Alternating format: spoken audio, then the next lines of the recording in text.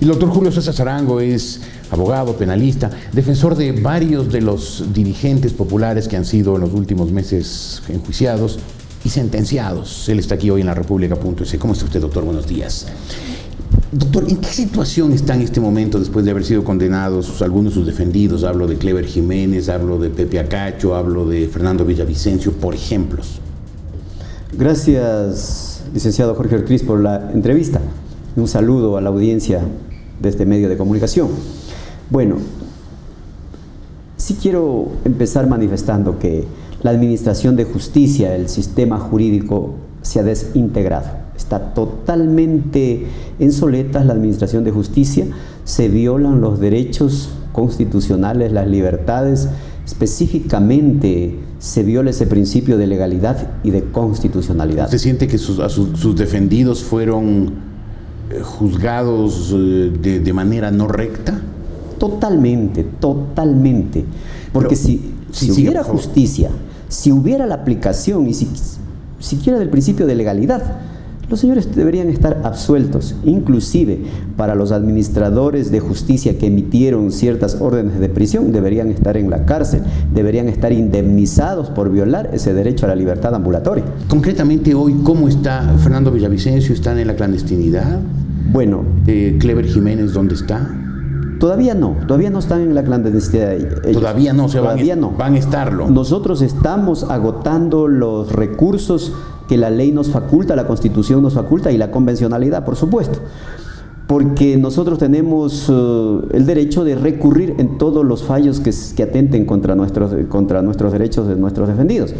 En el caso de Fernando Villavicencio y Cleber Jiménez, ha habido un recurso de nulidad y apelación que presentamos ante los mismos jueces incompetentes de la Corte Nacional de Justicia y pues ha sido ratificado la sentencia emitida por la señora Lucy Blasio. Sentencia que carece de motivación, totalmente sesgada, es una sentencia sesgada. Hay una interpretación extensiva, pese a que la ley en materia penal le prohíbe hacer esas interpretaciones. Hay un acomodo de la sentencia para declarar una culpabilidad que no existe.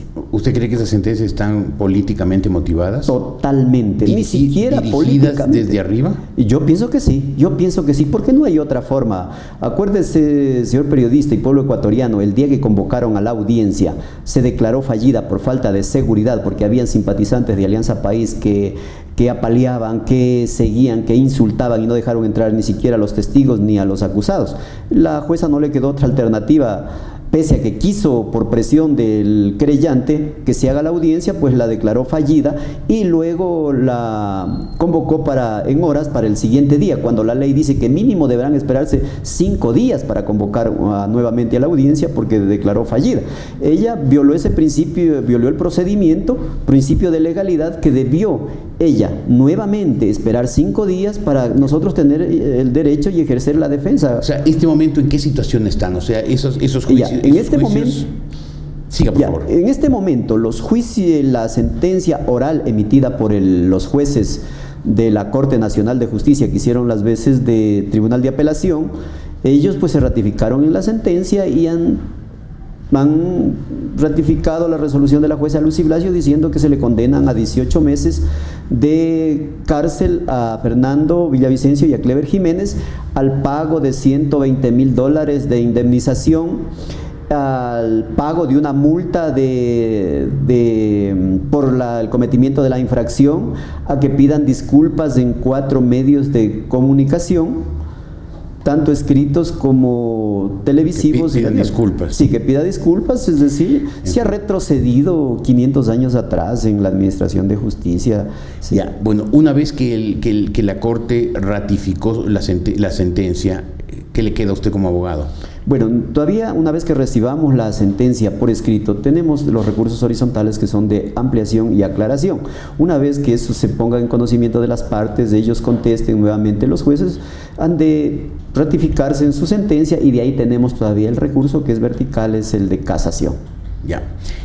Usted dice, todavía no están en la clandestinidad. Quiere decir que entendí que usted no espera que la justicia se enderece y que espera finalmente que sean ratificadas estas sentencias, caso en el cual Clever Jiménez y Fernando Villavicencio pasarán a la clandestinidad?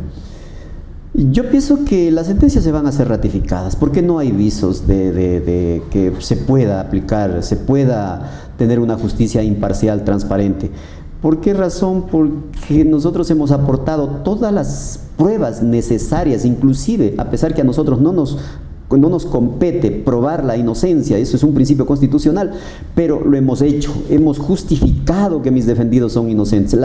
El querellante no ha aportado una sola prueba, nada en absoluto, no se ha probado la existencia de la infracción, ni mucho menos la responsabilidad. Fernando Villavicencio fue condenado por injurias, ¿verdad? Por injurias, así es. Y Clever Jiménez... Por injurias. Por injurias también. Pepe Acacho, en cambio, está con pendiente una sentencia, una condena por terrorismo y sabotaje. Ya están condenados ellos. Sí, yo sé, pero falta establecer la pena. Sí, ellos faltan establecer la pena. Es una sentencia oral que nos han emitido. Todavía no sabemos cuánto será la pena. En el caso de Pepe Acacho y de los demás, imagínense que a los 11, a 9 les declaran inocentes. ¿Cuál es el tipo penal que le dicen? Estamos hablando de los dirigentes indígenas. De los dirigentes indígenas. Les dicen que ellos han instigado, han aconsejado Pepe Acacho para los 9 vayan a cometer delitos de cerrar las vías y un sinnúmero de infracciones que según la Fiscalía acusa. Pero ¿qué sucede? Esos aconsejados fueron inocentes. Fueron declarados inocentes, es decir, ¿dónde queda el aconsejamiento, dónde queda la incitación que le acusaban al señor Pepe Acacho? Ahora, ¿a quién apuntarán? ¿Quiénes son los que cerraron las vías? Si los 11 acusados, los 10 salieron inocentes, entonces, ¿dónde está el tipo penal que ellos dicen que aconsejó, que incitó a que salgan? Se les cayó. Y es más, el señor Fidel Caniras, dicen que él fue quien disparó a 35 metros al profesor Bosco Bizuma, y él cegó la vida de este profesor. Lo acusaron, le siguieron un juicio por homicidio y lo fue declarado inocente. Y ahora, ¿quién será? Pues entonces el que mató al señor profesor Bosco Bizuma.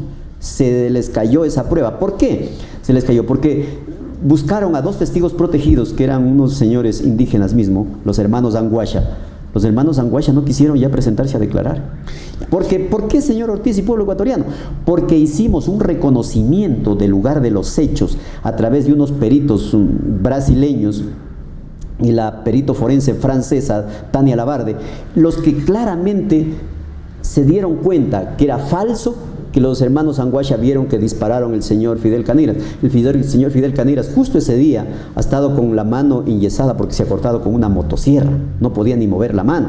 Y la distancia estaba a más de 150 metros. Entonces la pregunta es, en realidad, ¿quién mató al profesor Bizuma? ¿Quién mató al profesor Bosco Bizuma? Ahora, el mensaje que veo que hay detrás de todo esto es que la justicia no está, la administración de justicia no está impartiendo justicia, y que ha habido sentencias sin fundamento ni de hecho ni de derecho.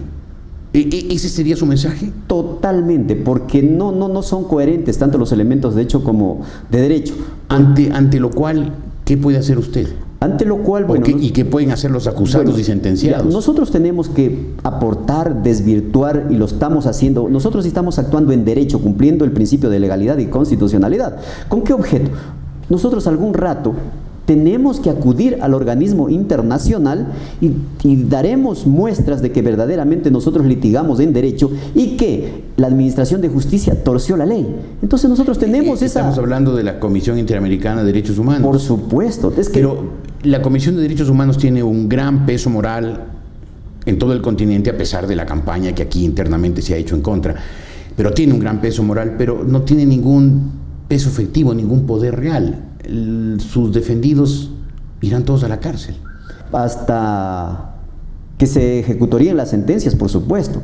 Pero mis defendidos, al menos ellos han dicho que están dispuestos a cumplir si es que les mandan una sentencia condenatoria y que deben pagar con la cárcel. Al menos el asambleísta Clever Jiménez así lo ha demostrado. Yo iré a la cárcel a cumplir esa condena, pero también aténganse a las consecuencias los administradores de justicia. ¿Qué quiere decir aténganse a las consecuencias? Aténganse a las consecuencias, porque usted sabe que algún día Y yo pienso que ¿Algún día la tortilla se dará vuelta? Yo pienso que sí. ¿Cuándo? No lo sabemos, pero nosotros tenemos la convicción y los principios bien claros que la Corte Interamericana de los Derechos Humanos y la Comisión nos darán la razón porque hemos actuado en derecho, hemos aportado las pruebas, la Administración de Justicia ha torcido la ley, la Fiscalía ha actuado de manera totalmente ilegal, inconstitucional, porque, por ejemplo, en el caso de el señor Pepe Acacho ha aportado pruebas totalmente ilegales que no fueron pedidas, no fueron actuadas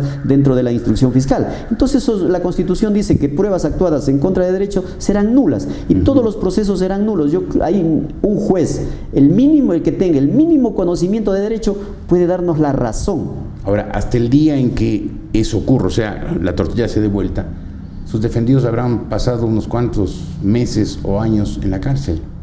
¿Qué podemos hacer ahora cuando nos encontramos totalmente no irán a la clandestinidad, en un estado totalitario?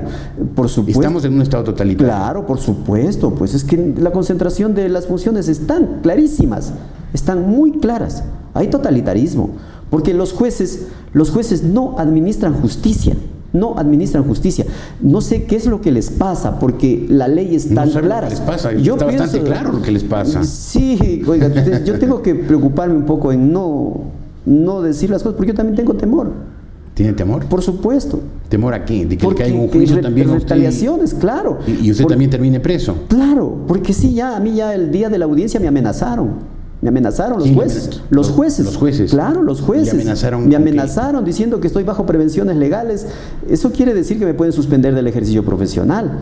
Entonces, por defender los derechos de mis defendidos, yo tuve que decir... Por defender los derechos defendidos se va a quedar usted también sin derechos. Imagínese, sin derechos. Entonces por eso yo también tengo que protegerme también y, por supuesto, también actuar... Ya le digo, pisando sobre huevos, porque las cosas están muy difíciles. Ya le digo, a mí como abogado también ya me amenazaron ese día. Y no es que estaba diciendo nada contrario a la ley, estaba diciendo los elementos de pruebas que tenemos que aportar, haciendo la defensa en derecho. Doctor Sarango, gracias por haber estado aquí. El doctor Julio César Sarango es abogado de varios de los dirigentes populares que han sido sentenciados y condenados. Él dice, yo también tengo temor. Pues yo cito unas palabras que dijo en el año 1939 el presidente de los Estados Unidos, Franklin Roosevelt: a lo único que hay que tenerle miedo es al miedo mismo. No hay que callarse.